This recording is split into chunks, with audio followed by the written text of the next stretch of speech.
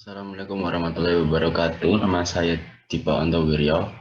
Sebelum kami mempresentasikan eh, tentang analisis aspek hukum bisnis UMKM dari kelompok 10, eh, kebetulan teman saya yang bernama Eva tidak bisa hadir dan dikarenakan kurang stabilnya jaringan untuk mengikuti Zoom meeting, jadi dia dia menitipkan dia akan mempresentasikan secara audio yang dia rekam lalu dikirimkan ke saya.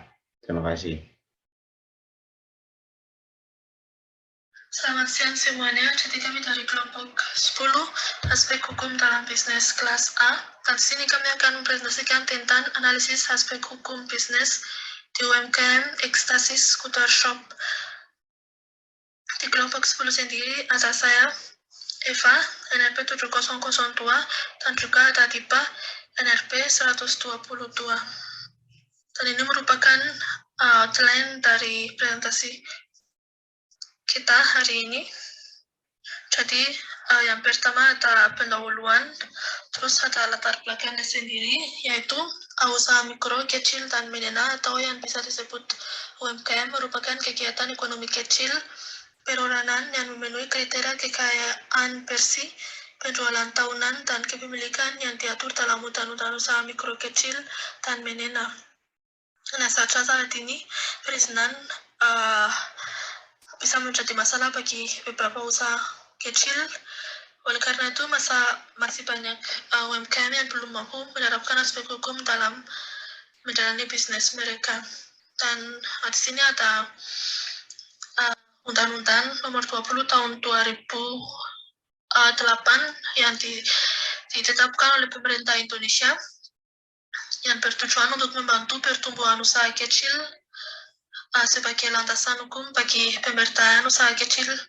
Dan di sini ada beberapa contoh seperti di pasal nomor 2 dalam undang-undang tersebut yang mengatakan bahwa asas pemberdayaan usaha mikro, kecil, dan menengah dengan tetap memperhatikan dan mengutamakan perlindungan dan pemeliharaan lingkungan. Terus pasal 20 mengatakan bahwa pembantuan pemerintah dalam pertumbuhan usaha dan memberikan insentif kepada UMKM dan menyebarkan teknologi sama kelestarian lingkungan.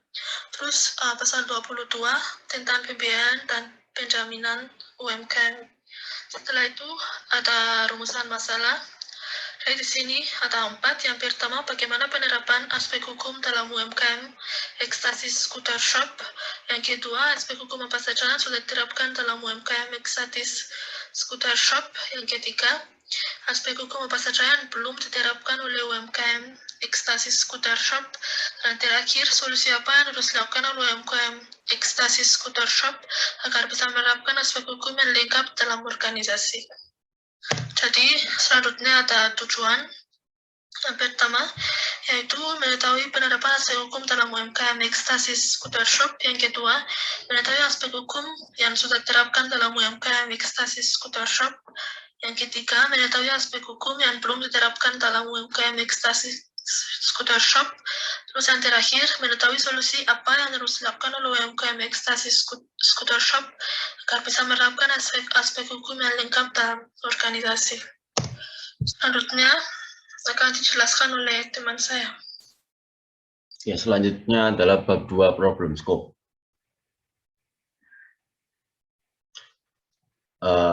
Pertama, Ekstasis Skuter Shop itu adalah bengkel otomotif yang menjual spare part kendaraan yang berfokus pada motor Vespa yang didirikan oleh 4 orang, yang kemudian membentuk sebuah grup otomotif. Ekstasis sendiri telah berdiri sejak tahun 2019 yang pada awalnya masih bekerja sama dengan bengkel lain, yaitu bengkel umum. Hingga pada tahun 2020, Ekstasis mulai berdiri sendiri di Jalan Medokan Semabir Indah nomor 71. Lalu ada gambaran permasalahannya. Kami melakukan wawancara kepada salah satu pendiri dan pemilik Ekstasis Stop yang bernama Bagas, yang dilakukan pada tanggal 8 Desember 2021. Dari hasil wawancara tersebut, kami menyimpulkan bahwa terdapat permasalahan yang dialami oleh Ekstasis di jenjang waktu kurang lebih 2 tahun mereka berdiri. Salah satunya adalah bentuk badan usaha ekstasi hanyalah sebuah bengkel dengan status pemilikan oleh 4 orang. Berikutnya adalah aspek secara legalitas perusahaan. Secara hukum memang bentuk yang saat ini dimiliki memang tidak menyalahi hukum, akan tetapi ekstasi tetap dapat menjalankan operasionalnya dengan baik. Permasalahan legalitas dipermasalahkan karena ekstasi ingin mengembangkan usaha lebih besar lagi. Hal ini akan berkaitan dengan investor yang mungkin akan berinvestasi di ekstasi scooter shop. Selanjutnya masalah hukum digital. Dari perspektif hukum digital, ekstasi pernah membeli suatu barang keperluan ekstasi serta konsumen secara online di vendor yang belum pernah dibeli oleh ekstasi sebelumnya. Lalu barang tersebut datang terlambat dan tidak sesuai ekspektasi serta dipertanyakan keorisinilan dari barang tersebut. Hal ini mengganggu proses operasional ekstasi serta hubungan ekstasi oleh para konsumennya. Selanjutnya bab ketiga akan dijelaskan oleh Eva. Selanjutnya ada metodologi. Di sini untuk lokasi penelitian sendiri yaitu di Surabaya.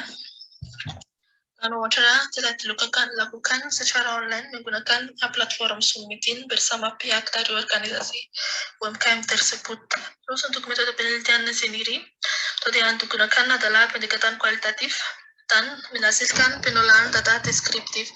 Juga penelitian melalui studi kasus UMKM ekstasis scooter shop, di mana kami mewawancarakan suatu perwakilan dari UMKM tersebut. Terus untuk sumber data primer yaitu data yang dikumpulkan langsung dari subjek penelitian adalah pendiri UMKM ekstasi scooter shop, sedangkan sumber informasi tambahan atau data sekunder adalah media sosial perusahaan dan internet berupa laporan sama data dari buku teks. Terus untuk pengumpulan data, yang pertama observasi atau pengamatan untuk mengamati situasi terkini di UMKM tersebut. Terus ada dokumentasi informasi terkait secara berdiri, visi, misi, tujuan, serta data aspek hukum yang telah maupun yang belum dilaksanakan dalam UMKM tersebut. Terus yang ketiga ada wawancara mendalam dengan satu pihak dari UMKM ekstasi scooter shop untuk mengumpulkan informasi tentang perusahaan dan aspek hukumnya. Terus setelah itu ada analisis data. Dari sini data yang dikumpulkan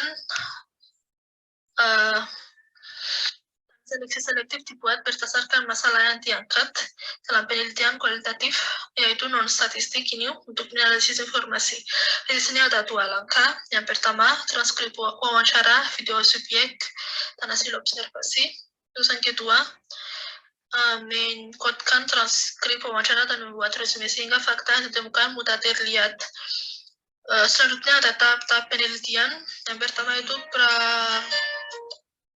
pralapanan, di mana ada pembuatan rencana penelitian dan desain penelitian berupa proposal dan pemilihan topik penelitian yaitu UMKM ekstasi scooter shop sebagai lapangan penelitian dan penulisan izin wawancara serta persiapan alat penelitian. Terus yang kedua ada pelaksanaan penelitian dengan izin organisasi peneliti melakukan wawancara secara online dan di luar jam kerja.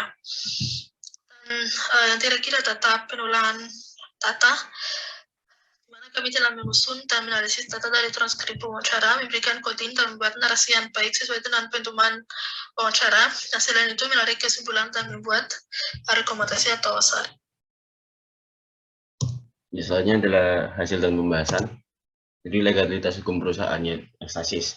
Pada kasus ini ekstasis Kursa belum memiliki legalitas hukum seperti IUMK.